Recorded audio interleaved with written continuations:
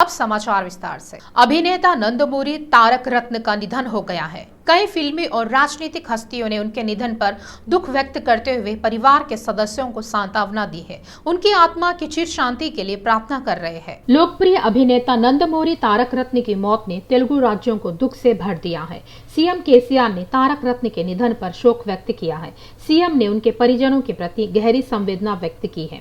केसीआर ने कहा, तारक रत्न के पार्थिव शरीर का राजकीय सम्मान के साथ अंतिम संस्कार किया जाएगा।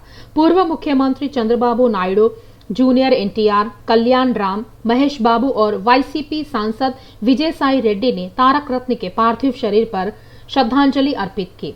वे तारक रत्न के घर गए और पार्थिव देह को देखकर भावुक हो गए।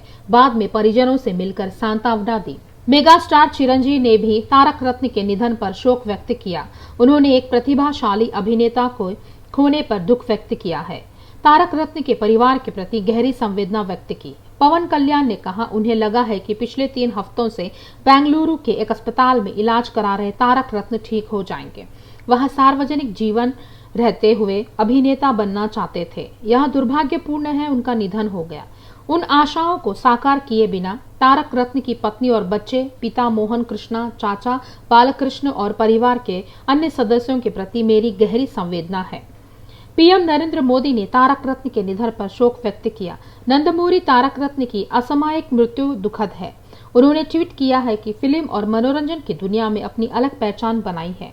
इस दुख की घड़ी में मेरी संवेदनाएं उनके परिवार और प्रशंसकों के साथ है। ओम शांति। तारक रत्न के पार्थिव शरीर को कल फिल्म चैम्बर ले जाया जाएगा। बाद में महाप्रस्थानम में अंतिम संस्कार किया जाएगा। सिकंदराबाद छावनी विधायक जी सायन्ना का निधन हो गया है। पिछले कुछ समय से किडनी की समस्या से जूझ रहे सायन्ना ने आज यशोदा अस्पताल में इलाज के दौरान अंतिम सांस ली। सायन्ना को परिवार वालों ने 1 हफ्ते पहले शुगर लेवल गिरने और किडनी संबंधी परेशानी होने पर यशोदा अस्पताल में भर्ती कराया था। डॉक्टरों ने कहा, इलाज के दौरान दोपहर 1:45 पर उनकी मौत हो गई। सायन्ना ने अपने राजनीतिक करियर की शुरुआत तेलुगु देशम पार्टी से की थी। वर्ष 1994 से 2009 तक वह सिकंदराबाद छावनी विधानसभा क्षेत्र में 3 बार टीडीपी की ओर से विधायक चुने गए। वर्ष 2009 में वे चुनाव हार गए।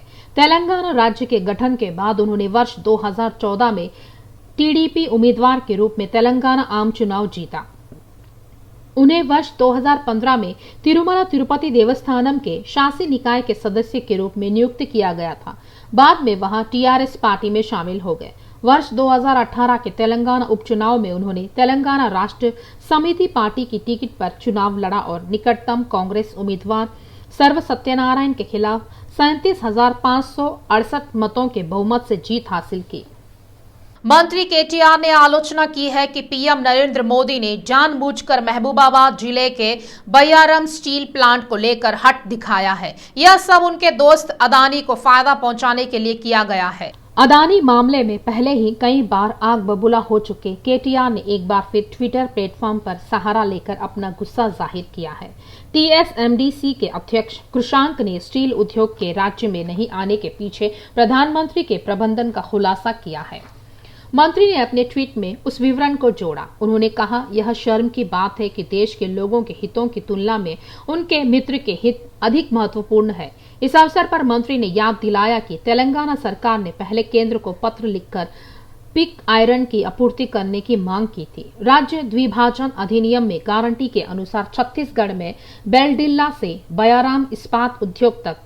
हालांकि मोदी पर राज्य के अनुरोध की अनदेखी करने का आरोप है। वहीं बेलडिल्ला से कोरिया कंपनी पास्को को सप्लाई करने का फैसला किया गया है। मंत्री ने बताया है कि यह निर्णय अप्रैल 2018 में लिया गया था। ठीक 5 महीने बाद अदानी ने बेलडिल्ला को अपने कब्जे में ले लिया। उसके बाद अदानी कंपनी और एक कोरियाई कंपनी पास्को ने लगभग 38,000 करोड़ रुपए के स्टील मिल अनुबंध पर हस्ताक्षर किए। केटीआर ने कहा है कि कृषांक ने ट्वीट किया है कि बयाराम ने इस वजह से स्टील उद्योग को अड़ियल हाथ दिखाया है। इस अवसर पर मंत्री केटीआर ने कहा है कि अब हमें पता चला है कि इस्पात उद्योग के बयार में नहीं आने का असली कारण क्या है। महाशिवरात्रि के मौके पर हैदराबाद ट्विन सिटी के बाजार 2 दिनों से लोगों से भरे हुए रहे। शहर के सीमावर्ती इलाके में बाटा सिंगारम फल बाजार किसानों, कमीशन एजेंटों और उपभोक्ताओं से गुलजार रहा। त्योहार के अवसर पर उपभोक्ता और छोटे व्यापारी विशेष पूजा और जागरण करने वालों के लिए आवश्यक फल खरीदने के लिए आते हैं और बड़े पैमाने पर बिक्री होती है।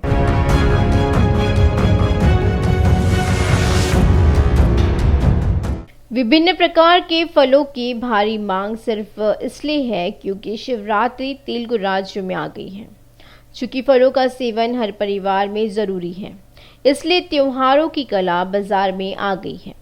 तेलंगाना में जगह जगह बड़े पैमाने पर फलों की खरीद फरोख्त चल रही है। विशेष रूप से हैदराबाद के एक उपनगर बाटा सिंगारम लॉजिस्टिक पार्क में कृषि बाजार यार्ड में फलों की भीड़ उमड़ पड़ी है। बाजार में आवश्यक फल उपलब्ध होने के कारण ग्राहक इन्हें खरीदने के लिए उमड़ रहे हैं।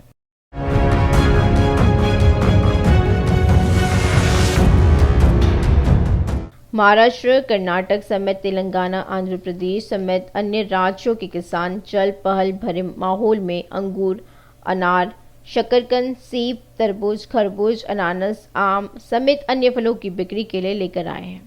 और पिछले साल की शिवरात्रि की तुलना में इस बार बाटा सिंगारम कृषि मंडी प्रांगण में विभिन्न फलों की आवक काफी बढ़ गई है, जैसा कि मौसम वादा कर रहा है। और इस सीजन में फलों का उत्पादन बहुतायत में बाजार में आ रहा है।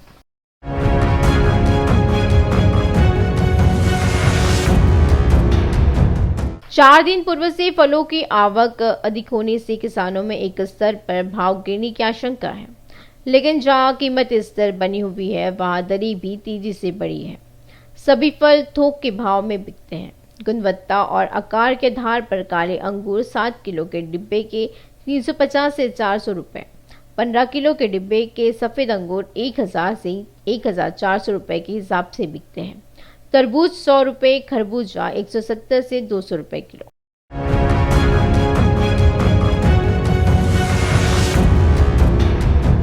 पूर्व में जब कोंतापेट के गड्डी अनारम फार्म यार्ड में बाजार लगता था तो 22 एकड़ क्षेत्र में हमेशा भीड़ रहती थी।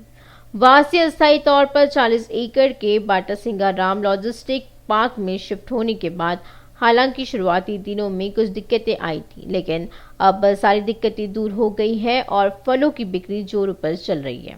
शिवरात्रि के दौरान चूंकि छोटे बाजारों में फलों के दाम आसमान छूते हैं, भले वह थोड़ा दूर हो, उपभोक्ता बाटा सिंगारम में बेचते हैं और थोक भाव पर खरीदते हैं। तरबूज, खरबूज, सेब, अंगूर, अनार, अनानास, चीकू, शकरकंद सहित अन्य फलों की आवक से कारोबार अच्छा चलने से विपणन विभाग के अधिकारी खुश हैं।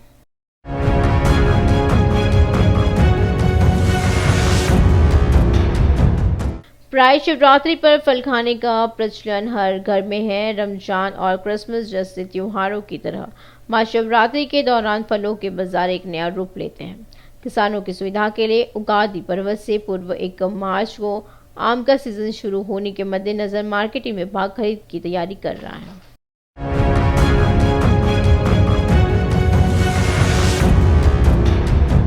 मंत्री वेमुला प्रशांत रेड्डी ने नए सचिवालय के कार्यों का निरीक्षण किया। सड़क एवं भवन मंत्री वेमुला प्रशांत रेड्डी सचिवालय के अधिकारियों को अंतिम चरण के कार्यों में तेजी लाने की सलाह दी गई है। मंत्री ने करीब 2 घंटे तक सचिवालय के कार्य की प्रगति की समीक्षा की। कार्यों की जानकारी लेते हुए इंजीनियरों और ठेकेदारों को कई सुझाव दिए। प्रशांत रेड्डी ने सचिवालय के आसपास की सड़कों, रेलिंग और अन्य संरचनाओं का भी बारीकी से निरीक्षण किया। इसके लिए उन्होंने स्वयं वाहन चलाया और संबंधित कार्यों की प्रगति एवं वर्तमान स्थिति का निरीक्षण किया। श्री छत्रपति शिवाजी महाराज जयंती के अवसर पर मंत्री सबिता इंद्रा रेड्डी ने मीरपेट स्थित शिवाजी नगर कॉलोनी में छत्रपति शिवाजी महाराज की प्रतिमा का अनावरण किया। मंत्री ने कहा, छत्रपति शिवाजी महाराज एक ऐसे शासक हैं जिन पर हम सभी को गर्व होना चाहिए। मंत्री सबिता ने कहा है कि आने वाली पीढ़ियों को छत्रपति शिवाजी महाराज के इतिहास को जानने की जरूरत है। उन्होंने कहा है कि छत्रपति शिवाजी महाराज की प्रतिमा का अनावरण कर उन्हें खुशी हो रही है। मंत्री ने श्री छत्रपति शिवाजी महाराज की जयंती पर सभी लोगों को शुभकामनाएं दी है। उन्होंने छत्रपति शिवाजी महाराज के आदर्शों पर चलने को कहा। छत्रपति शिवाजी महाराज ने अपने बचपन से ही अपनी मां जीजाबाई से शिक्षा ली। उनकी प्रतिमा इस क्षेत्र में स्थापित करने का मुख्य उद्देश्य यह रहा है कि क्षेत्र के बच्चे भी छत्रपति शिवाजी महाराज का आदर्श लेकर अपने छात्र जीवन में आगे बढ़े। हैदराबाद शहर में श्री छत्रपति शिवाजी महाराज जयंती समारोह भव्यता के साथ मनाया गया। समारोह में मुख्य अतिथि भाजपा प्रदेश अध्यक्ष बंडी संजय रहे। श्री छत्रपति शिवाजी महाराज की जयंती के अवसर पर कारवान क्षेत्र स्थित हनुमान मंदिर में शोभा यात्रा का आयोजन किया गया।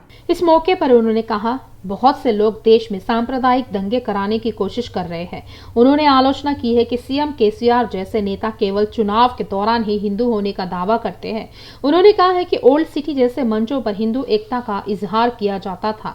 आगामी चुनाव में युवा 9 माह तक हिंदू धर्म की रक्षा का संकल्प ले। उन्होंने कहा, मुझे राजनीति से ज्यादा धर्म प्रिय है। मैं हिंदू धर्म की रक्षा के लिए काम करता हूँ। मैं किसी से भी नहीं डरूंगा। बंडी संजय ने कहा, पिछले जीएचएमसी चुनाव में बीजेपी ने बीआरएस को दिन में तारे दिखाए। इससे पहले जीएचएमसी के चुनाव के मुकाबले बीजेपी के टिकट पर ज्यादा संख्या में उम्मीदवारों ने जीत हासिल कर बीआरएस के मन में डर पैदा कर दिया है। बंडी संजय ने चेतावनी भरे शब्दों में कहा, केसीआर में अगर दमखम है तो पूरे 119 सीटों पर अगला चुनाव लड़कर दिखाए। मैं विश्वास व्यक्त करते हुए कहता हूं कि बीआरएस के ज्यादातर उम्मीदवारों डिपॉजिट जब्त हो जाएगी। बीजेपी झुंड में नहीं आती है, बल्कि अकेले शेर की तरह चुनावी मैदान में उतरेगी। वीर शिवाजी, वीर शिवाजी, भारत माता की, राम लक्ष्मण जानकी, जय श्री राम, जय श्री राम। धन्यवाद। कुक्कड़पल्ली विधायक माधवरम कृष्णराव का आज जन्मदिन है। इस अवसर पर ओल्ड बोयनपल्ली स्थित बीआरएस पार्टी कार्यालय में नेताओं ने कार्यकर्ताओं ने भव्य समारोह का आयोजन किया। ओल्ड बोयनपल्ली कॉर्पोरेटर मुद्दम नरसिम्हा यादव द्वारा केक काटकर बर्थडे सेलिब्रेशन किया गया। कॉर्पोरेटर मुद्दम नरसिम्हा यादव ने उम्मीद जताई है कि विधायक माधवरम इसी तरह कई और जन्मदिन मनाएंगे और उच्च पदों पर पहुंचेंगे। नेताओं और कार्यकर्ताओं ने उनसे लोगों की सेवा करने और उन्हें स्वस्थ रखने के लिए कहा। यह कार्यक्रम बीआरएस पार्टी कार्यालय में आयोजित किया गया।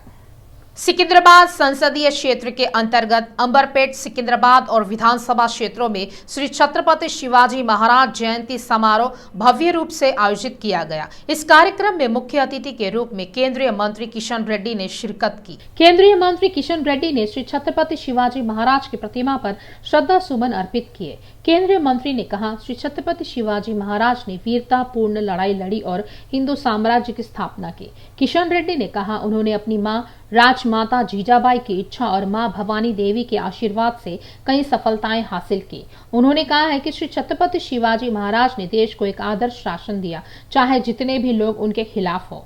उन्होंने कहा, उन्होंने अपनी बुद्धि और ज्ञान से संघर्ष किया और हिंदू साम्राज्य की स्थापना की। किशन रेड्डी ने कहा, मोदी ने महाराष्ट्र में छत्रपति शिवाजी महाराज के किलों के जीर्णोद्धार के लिए धन आवंटित करने का आदेश दिया है। उन्होंने कहा, देश का हिंदू समाज शिवाजी की भावना से जुड़ा हुआ है। इस अवसर पर उन्होंने श्री छत्रपति शिवाजी महाराज की जयंती पर देश के सभी लोगों को शुभकामनाएं दी है। टीपीसीसी अध्यक्ष रेवंत रेड्डी तेलंगाना सरकार के रवैये से नाराज है। उन्होंने मेदक में पुलिस द्वारा पीटे जाने के बाद जान गंवाने वाले कादिर खान की मौत पर रोष व्यक्त किया है। रेवंत रेड्डी ने कादिर खान की मौत के लिए जिम्मेदार पुलिस कर्मियों के खिलाफ कार्रवाई की मांग की। उन्होंने कहा है कि पुलिस शक के नाम पर गरीबों पर बल प्रयोग कर रही है। वे इस बात से नाराज थे कि कादिर खान जैसे गरीब बहुजनों और अब मरियम्मा नाम की महिला की जान सिर्फ चैन चोरी के शक में ली जा रही है। इससे आईटी पार्टी पवन प्रशांत पवन बहुत मारी राशि का सब से वैसी से बोल के बोले तो उन्होंने 2-3 मारा मारे मगर ऐसा पवन प्रशांत बहुत मारे आईटी पार्टी वाले। मैं बोला नहीं होता रे, मैंने आपको मारा बोल के बोले तो भी नहीं सुने। होना बोल के साल को चलाते हैं मारते है। हमारे टीम को को हैदराबाद में पूरा बदलाव कर दिए गए थे। वहां से लेकर के हम मार के डाल दिए। एसआरटीपी नेता शर्मिला को गिरफ्तार कर लिया गया है। उन्हें महबूबाबाद में एक मामले में पुलिस द्वारा हिरासत में लिया गया था और गिरफ्तार किया गया था, जहां उन्होंने विधायक शंकर नाइक पर अनुचित टिप्पणी की थी। इस आधार पर पदयात्रा रद्द कर दी गई थी कि वह शांति और सुरक्षा को बाधित कर रही थी। बाद में शर्मिला को हैदराबाद स्थानांतरित कर दिया गया। महबूबाबाद मंडल के उपनगर बेतालू में सुबह से ही बीआरएस की टीम उस इलाके में पहुंच गई जहां शर्मिला ठहरी हुई थी। शर्मिला के खिलाफ नारेबाजी की गई। इससे इलाके में तनावपूर्ण स्थिति पैदा हो गई। दूसरी ओर विधायक शंकर नाइक की पत्नी सीता महालक्ष्मी के नेतृत्व में शर्मिला की टिप्पणियों के विरोध में महबूबाबाद मंडल के भजनताड़ा पर राष्ट्रीय राजमार्ग 365 पर भारी विरोध और धरना दिया गया। शर्मिला की प्रतीकात्मक फ्लैक्सी जलाई गई। किसी भी अप्रिय घटना को रोकने के लिए भारी संख्या में पुलिस बल तैनात किया गया। जैसे ही स्थिति नियंत्रण से बाहर हुई, हाईकोर्ट के आदेशों की अवहेलना करने पर शर्मिला की पदयात्रा की अनुमति रद्द कर दी गई। शर्मिला जो बेतालू उपनगर में बस में थी, नीचे नहीं उतरी। उन्होंने उसे गिरफ्तार करने की कोशिश की। अंत में शर्मिला को चेतावनी दी गई कि बस को हटा दिया जाएगा। इसके साथ ही शर्मिला को गिरफ्तार कर लिया गया और पुलिस वाहन में हैदराबाद ले जाया गया। विधायक जग्गा रेड्डी ने संगारेड्डी विधानसभा क्षेत्र स्थित श्री संगमेश्वर स्वामी मंदिर में भगवान शिवजी के दर्शन किए। साथ ही फसलवाड़ी स्थित ज्योति रस्तु विद्यापीठम श्री महेश्वर सिद्धांति आश्रम में 360 टन रेत से 19.5 फीट का शिवलिंग बनाया गया। इस अवसर पर जग्गा रेड्डी द्वारा भगवान की विशेष पूजा की गई। पुजारियों ने विधायक को तीर्थ प्रसाद देते हुए आशीर्वाद दिया। पिछले साल प्री लॉन्च के नाम पर 2500 लोगों से ठगी करने वाली साहित्य इंफ्रा कंपनी द्वारा पीड़ितों ने केस दर्ज कराया है। हाईकोर्ट ने पुलिस को इन सभी मामलों को एक ही मामला मानते हुए 3 महीने के भीतर जांच करने के निर्देश दिया है। कंपनी ने पूर्व निदेशकों द्वारा दायर की गई अपीलों को अनावश्यक बताते हुए खारिज कर दिया है। हाईकोर्ट ने सीसीएस पुलिस को स्पष्ट कर दिया है कि साहित्य इंफ्रा के खिलाफ सभी शिकायतों की जांच एक ही मामले में प्री लॉन्च के नाम पर धोखाधड़ी के आरोप में की जाए। मुख्य न्यायाधीश न्यायमूर्ति उज्जवल भुइया की पीठ ने कहा वह 3 महीने के भीतर जांच पूरी करने के लिए एकल न्यायाधीश के फैसले में हस्तक्षेप नहीं करेंगे, भले ही पीड़ित अलग अलग हो, क्योंकि धोखाधड़ी एक ही है। हैदराबाद सीसीएस पुलिस ने मामला दर्ज कर लिया है और जांच कर रही है। अलग अलग पुलिस स्टेशनों में केस दर्ज नहीं होने को लेकर पूर्व में दायर कई याचिकाओं पर सुनवाई कर चुके एकल न्यायाधीश ने 3 महीने के भीतर जांच पूरी करने का आदेश दिया। मुख्य न्यायाधीश की पीठ ने एकल न्यायाधीश के फैसलों को चुनौती देने वाली साहित्य इंफ्रा के पूर्व निर्देशकों द्वारा दायर अपीलों को खारिज कर दिया। श्री गिरजू बाबा मंदिर भाटनगर बौद्ध नगर में महाशिवरात्रि पर्व भव्य रूप से मनाया गया। इस मौके पर उपवास रखने वालों के लिए आहार सेवा की व्यवस्था की गई। यहां दिन भर भक्तों का तांता लगा रहा। रात 12 बजे मंदिर समिति के प्रभारी कैलाश बिजलानी पंकज और अन्य की उपस्थिति में आरती की गई। यह मंदिर 100 साल पुराना है और यहाँ साल भर अनुष्ठान चलते रहते हैं। यह विशेषकर प्रसाद के साथ चटनी रोटी दी जाती है।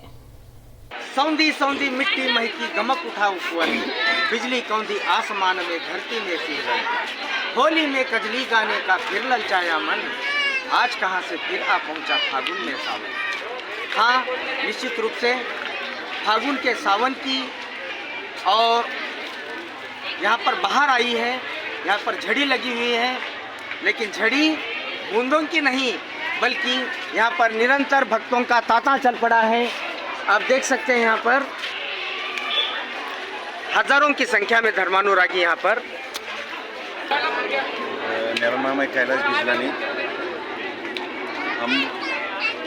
मेरा नाम है कैलाश बिजलानी। हम काफ़ी वर्षों से बाबा की सेवा करते हैं। हमारे माता पिता पहले सेवा करते थे, अभी वो नहीं है। कम से कम 101 बरस इस मंदिर को हो गया है। वो हमको ये सेवा दे के गए हैं। क्या हर शिवरात्रि पर यहाँ सेवा होती है, हर सोमवार को यहाँ आरती होती है, काफ़ी लोग आते हैं, काफ़ी सेवा होती है, प्रसाद बंटता है। शिवरात्रि का महत्व है, प्रसाद है चटनी रोटी। क्या ये मेन प्रसाद है? क्या ये भाई लोगों के लिए, सबके लिए, यहाँ के लिए प्रसाद है। और ये प्रसिद्ध एकदम शक्ति वाला मंदिर है। यहाँ पे महाकाल का फोटो है, श्री कृष्ण जी का है, राम दरबार है, दुर्गा माता है, काली माता है। क्या एकदम बढ़िया है, सब कुछ यहाँ पे अच्छा है और इनकी हमारे ऊपर कृपा है। मंदिर का नाम जय गिरजू बाबा है। सब भक्तों यहाँ पर आइए, दर्शन कीजिए, सबका भला होएगा। जय गिरजू बाबा। मेरा नाम पंकज बिजलानी, मैं इनका बेटा हूँ और जब से मैं यहाँ पे हूँ तब से इनको देख रहा हूँ, यही मंदिर में सेवा करते हैं और यही सेवा मैं आगे कंटिन्यू करता हूँ। पूरा दिन यहाँ पे शिवरात्रि के दिन पे यहाँ पे बहुत बड़ा मेला रहता है, जैसे कि आप देख सकते हैं कितनी बड़ी लाइन है यहाँ के प्रसाद के लिए। बहुत दूर दूर से लोग आते हैं और बहुत दूर दूर मतलब कालेवाड़ी रहे, चिंचवाड़ रहे, राटनी रहे, वहाँ से लोग आते हैं ये प्रसाद सिर्फ प्रसाद के लिए और यहाँ पे मत्था टेकने के लिए।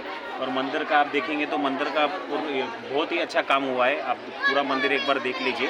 अंदर महाकाल बाबा है, माता का फोटो है, गिरजू बाबा के पाए हैं वहाँ पे, तो यहाँ पे आके दर्शन कीजिए। और हर सोमवार को यहाँ पे रात को आरती होती है, महाकाल की आरती होती है, तो उसके लिए भी आइए और आप सेवा दीजिए, हमें आपका सेवा कर देंगे। राजेंद्र नगर पुलिस स्टेशन की सीमा में एक बार फिर लुटेरों का उत्पात मच गया है। बंद घरों को निशाना बनाकर चोरी की घटनाओं को अंजाम दिया जा रहा है। बंडलागुड़ा जागीर नगर निगम के अंतर्गत किस्मतपुर के ओम नगर कॉलोनी में एक घर में 12 तोला सोना और 4 लाख की नकदी चोरी की गई है। मकान का ताला खुला होने पर स्थानीय लोगों ने मकान मालिक राजेश को इसकी सूचना दी, जिन्होंने घर पहुंचकर निरीक्षण किया। उन्होंने पुष्टि की है कि चोरी हुई थी और राजेंद्र नगर पुलिस में शिकायत दर्ज कराई।